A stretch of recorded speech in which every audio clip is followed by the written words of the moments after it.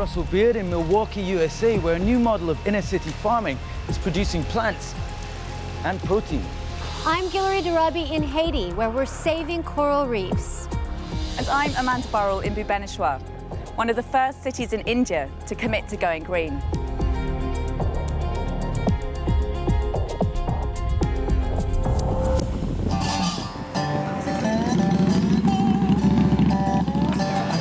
People get richer and move to cities, our global appetite for meat and fish increases, and by 2050 there'll be an extra 2 billion of us to feed. But as wild fish stocks decline and pressure on natural systems from livestock farming increases, we need to find new ways of meeting this appetite. I'm Russell Beard in Milwaukee, USA, where a new breed of urban farmers are growing more than just vegetables. Will Allen is a former basketball pro turned pioneering city farmer. He runs Growing Power, a small but productive 2-acre farm in the center of Milwaukee. You don't have a lot of land here at Growing Power, do you? No, it's not about how much land you have, it's what you do with the land that you have. Every square foot is important. Growing Power's 115 staff grow food for the local community using some innovative techniques. This isn't what you might have expected to find in a greenhouse. Now we have 10,000 fish in a 10,000 gallon system here using a space that you wouldn't normally use. Will uses aquaponics, a circular system for growing fish and plants together in water. Waste from the fish is pumped into plant beds, where bacteria turn it into fertilizer for vegetables, which then clean the water for the fish. This means these units don't pollute waterways or need chemical fertilizers, and they use up to 90% less water than conventional farming.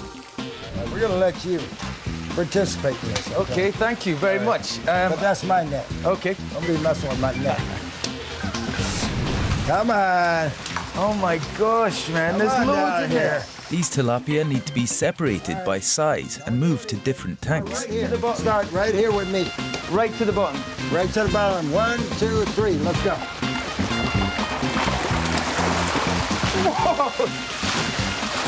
Whoa! No. Now what? Whoa. We're going to put them out here, and then we're going to separate them. Okay, the big ones in there. And the smaller ones in these two. All right, here. That's a big one. God. It's squiggling. Whoa. You're not done yet. Now, you're sweating a little bit, but you're not done yet. I think that's fish juice. The other fish raised here is the local favorite, yellow perch. Once plentiful in Lake Michigan, stocks have now been decimated, making this one of the only sustainable ways to get hold of it. All right, just sit those over there. Now we're going to grab the other container, and we're going to go around this way. He's a taskmaster. All right, they're in their new home. How scalable do you think this project is? This is very scalable anywhere in the world. Really? Very inexpensive infrastructure here. One pump lifts the water up, and that's it. Just recirculates the water. And you can run these pumps off of solar. The fish and vegetables in just 7 square meters can provide the majority of food needed for 2 people. Work, Chris. Good. Will Allen's aquaponics setup is part of a wider farming system, which makes maximum use of space with minimum waste. Oh my goodness, it's thick. Well, they're breaking down all this waste. We're bringing about 80,000 pounds into our composting operation. Every year? No, every week. Every week? Yeah. Wow. Every year, Growing Power hosts hundreds of trainees. This is education that I can't get in the classroom, and that's why I'm here. You know, I'm here to learn and hopefully someday do something like this myself. That'd be great. So we're in a lot of ways, we're turning back the clock to the days when we had regional and local food systems where 85, sometimes 90% of the food grown in our states were consumed. Now it's the other way around. As a matter of fact, many major cities, less than 1% of the food is locally grown. A few kilometers away, a team of entrepreneurs inspired by Will Allen have set up a commercial aquaponics farm. So we've come across town, and this is Sweetwater Organics. This represents really the next chapter in urban farming here in Milwaukee. Come to meet Josh Faundorf. He's the co-founder. He's going to tell us how they do it. Hi, Josh. Hey. How are you? I'm doing well. How are you doing? Very well. Thanks for having us. Thanks for coming. This is some place. This is absolutely massive. Founded in 2008, Sweetwater Organics raises around 50,000 tilapia and perch and produces tons of salad greens every year. You've seen this idea of growing fish and plants and protein indoors. You've seen this idea taking root all over the world. I think so. I think absolutely. I mean, it's a way for you, when you realize the amount of food you can grow, you know, the amount of fish you can do. Sweetwater are constructing a larger outdoor aquaponics system to produce 6 times more food than they currently do, with half as much energy. This whole area used to be an industrial wasteland.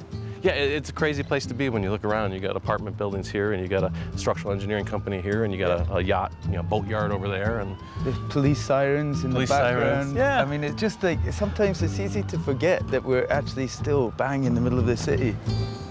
Fast-growing salad greens and sprouts are Sweetwater's main earners, keeping the business afloat while the fish mature. Very healthy-looking lettuce. It's the first multi-story farm I've ever been to. How are you doing? Doing well. Good to see you. Thanks for having us. As you can see, we're up here on the 3rd level of our closed aquaponics system, harvesting some lettuce to get out to some customers. Whoa. So these are the roots that help clean and oxygenate the water for the fish. Yeah. And we also take the nutrients from the fish waste. This is how the plants are able to absorb that. Most of Sweetwater's customers are restaurants and grocery shops within a 16-kilometre radius, which keeps food miles to a minimum. Okay, so we've harvested our salad greens. Now we're looking for Nick, who's going to help us catch some fish and take it to one of the restaurants that they supply. I think this is Nick. Before Nick started here, he was an intern at Growing Power. Today we're going to pull out some, I believe, 12 tilapia, and we're going to send them off to a restaurant called Odd Duck. They're maybe a half mile down the street from us. So, wow. Nothing to it. Kind of go to the corners and pull up. Whoa. Got a couple of them right here. Here it goes. Yeah. Oh. I don't have a very good history of fishing on this program, man. I'll be honest with you. Right. Ah, they're quick. Are you sure? This is getting embarrassing. Hey! Okay, sorry, that was hard work. Sorry, little man. 2. We're halfway there. We've got 6. Oh, look at that. That's beautiful. Man, it is a beautiful fish, isn't it? Wow. I mean, these tilapia have to have some of the smallest food miles of any fish in the city. Absolutely. The only thing that's less is growing it yourself. Wow. I love that. I mean, it just makes it so graphic, what you're talking about here. We're biking along a fish that is within half a mile of the restaurant, rather than these massive Arctic trucks. Exactly, they have to travel hundreds of miles. Sometimes thousands, man.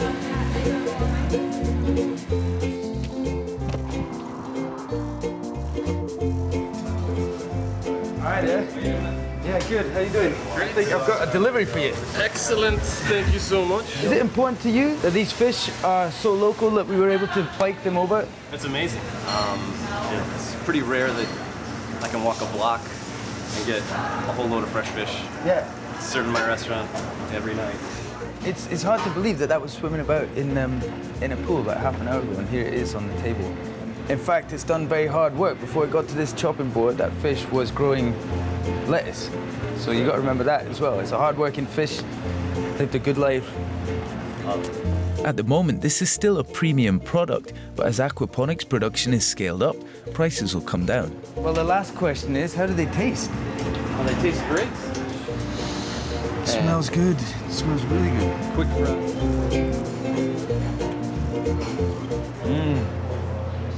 Beautiful. Thank you.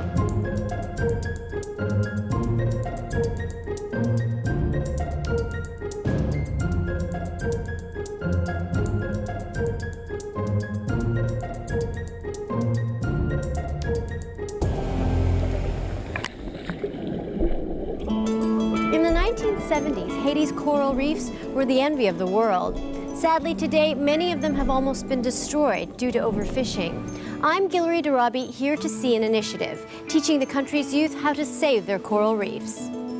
How are you? Good. Thank you for taking the time to show me around. I'm really excited to get out there. Oh, it's going to be fun. We're going to go out to the Orkidin Islands, show you the reefs out there, but unfortunately, we've got this problem here where you won't see a lot of fish. I can't believe this water isn't just teeming with life. Oh, well, we can make the life come back. Marine ecologist Dr. Gregor Hodgson came to Haiti to check if the reefs had been damaged by the devastating 2010 earthquake. Instead, he discovered they had been dying for years. Living coral occupied just 10% of the reef surveyed. Bonjour, everybody. Dr. Hodgson is teaching local students to become stewards of their reefs, which are a vital habitat for marine life. You excited? Of course, yes. Every time. Surprisingly for island dwellers, Haitians have an uneasy relationship with the sea. In Haiti, they make people really scared of the water. They say that if you go there, you could die. I was really worried when I found out that literally none of the 70 students we started with knew how to swim. I thought, wow, this is going to be a long, hard slog to get people up to speed. But they've just done great.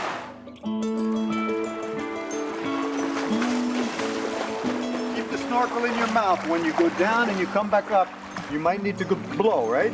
The students are training to become eco-divers so they can help monitor the reef. To be an eco-diver, you need to be able to do the 3 different surveys that we do. A fish survey, an invertebrate survey, and the substrate survey.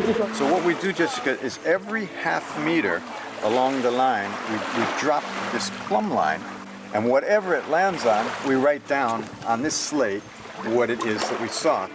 How can you know that the fishes that you're going to count in other parts are not the same fish that you count? That's a really good question, and it's a question of having a sufficient sample size.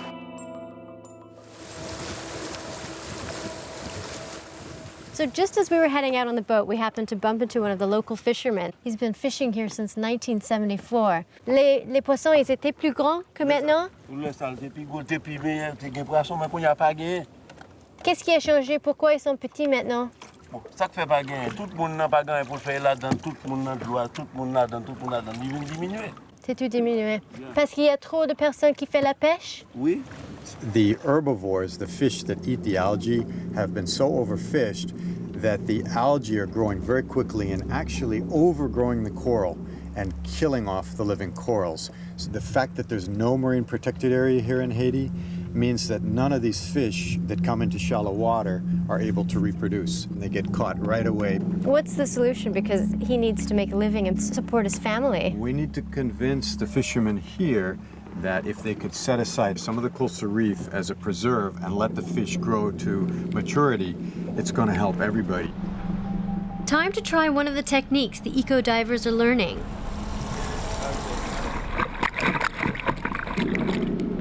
By being pulled slowly behind the boat, you're able to get an overview of the whole reef.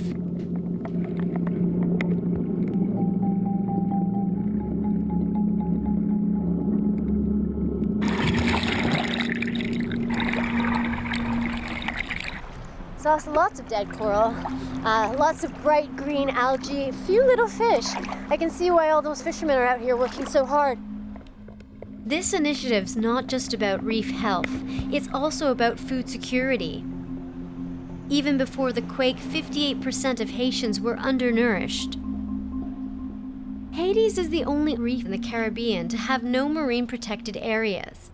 If these reefs had the chance to recover, they could provide 35 tons of fish per square kilometer. And the first step towards protecting the reefs is comprehensive surveying, which is where the eco-divers come in. So we're going to practice the hand signals for the substrate survey. Hard coral. Okay, soft coral. I'm going to soft it. Okay. And nutrient indicator algae. Becoming citizen scientists, they can start to spread the word. And it's raising public awareness, having them speak with some of these fishermen and show them how it could be in their advantage to protect some areas of the reef, to allow the fish to reproduce. Hopefully they'll become our public spokespeople for reef conservation in Haiti for the first time. What do you think of the program? What does it mean to you? Well, actually, I'm pretty sensitive to the environment of my country. If some way it can help, so I'm ready for that. It's amazing to think they couldn't swim when they first started, but now they're becoming experts in snorkeling and scuba diving. It's so, oh my God, it's so beautiful. We cannot lose it. We cannot permit ourselves to lose it. The information they're collecting is invaluable, helping the government develop reef protection policies and marine protection zones. Maybe this means that one day, the fish will return.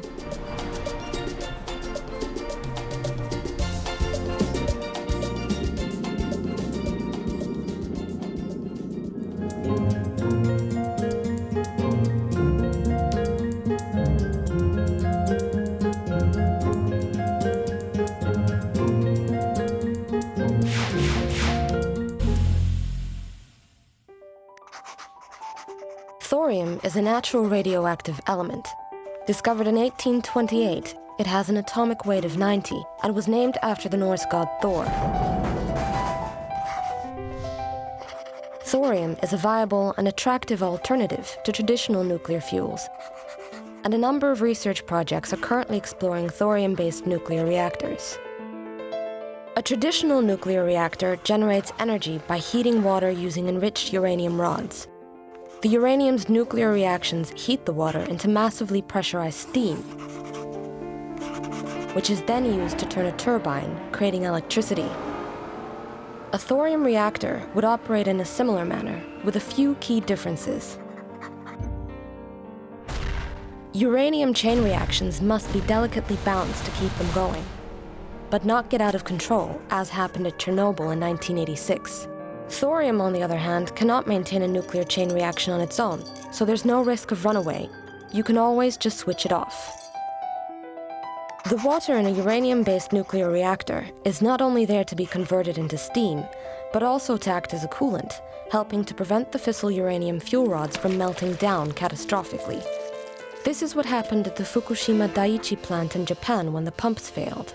Thorium reactors don't use high-pressure steam like a traditional nuclear reactor, but liquid lead, which moves by convection and therefore doesn't need pumps, so there's no risk of a pressure explosion or meltdown. It's also very hard to create weapons from the byproducts of thorium reactors, and it's impossible to create them by enrichment. The threat of proliferation is therefore basically eliminated. The waste from traditional nuclear reactors will loiter in a deadly form for thousands of years. The time it takes for thorium to become non-toxic is thousands of times less. Some of the thorium-based technologies being considered also have the added benefit of safely using up much of the stockpiled plutonium we already have, by using it as an initial reaction trigger.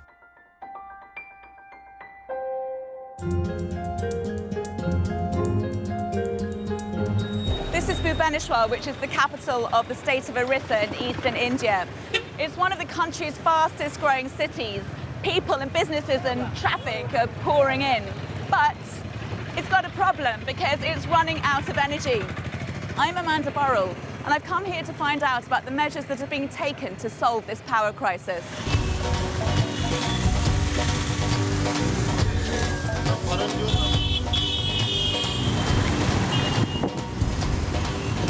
Bhuvaneswar is growing by 36% every year. Bhuvaneswar was dependent on hydroelectric power for 60% of its energy needs.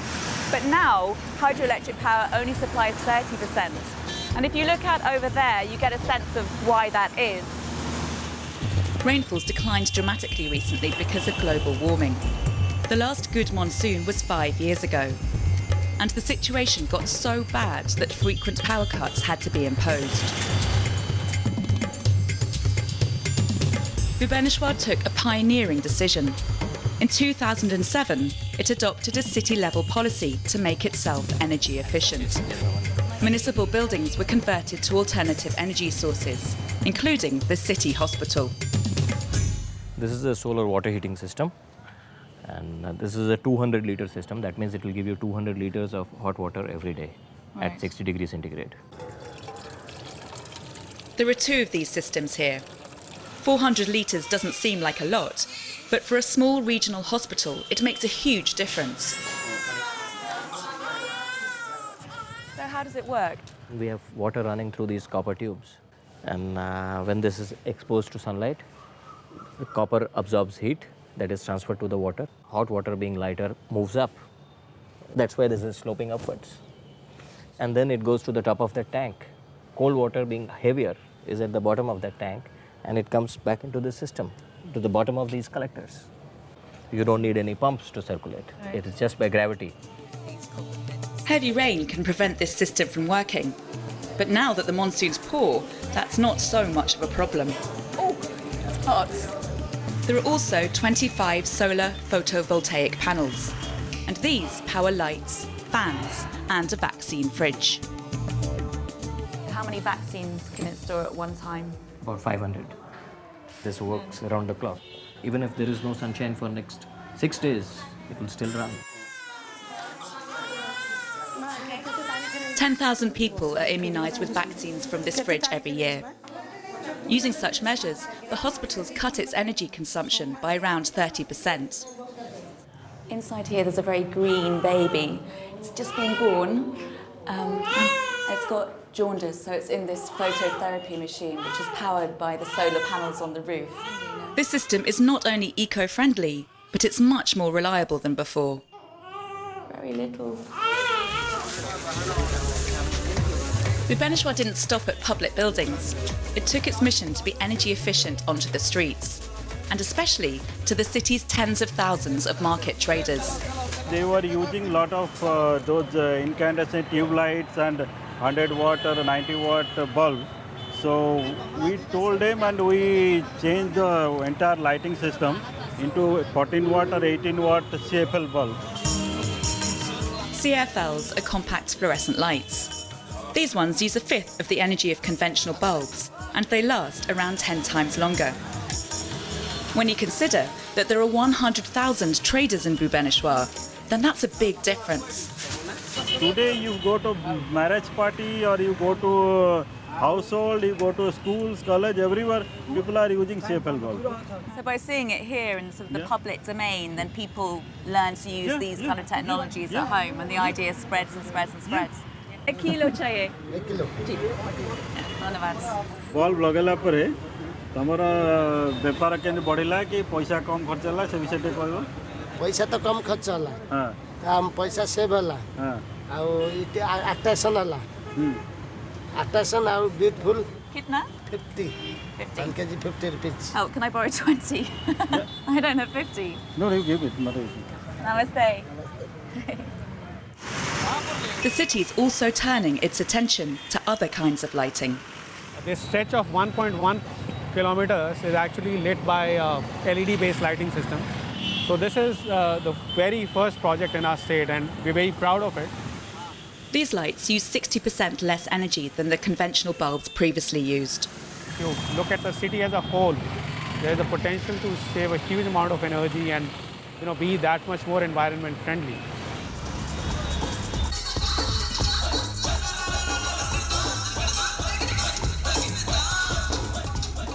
Just walking through the streets of Bhuvaneswar at night and came across this wedding procession. And these little bulbs here are all CFLs, which is a great sign that the idea of energy-efficient bulbs is spreading beyond the vendors and out into the people of Bhuvaneswar. From what I've seen, this is a place with a real vision for the future. The steps Bhuvaneswar is taking may be small, but the combined impact is big, and it's re-energising this city.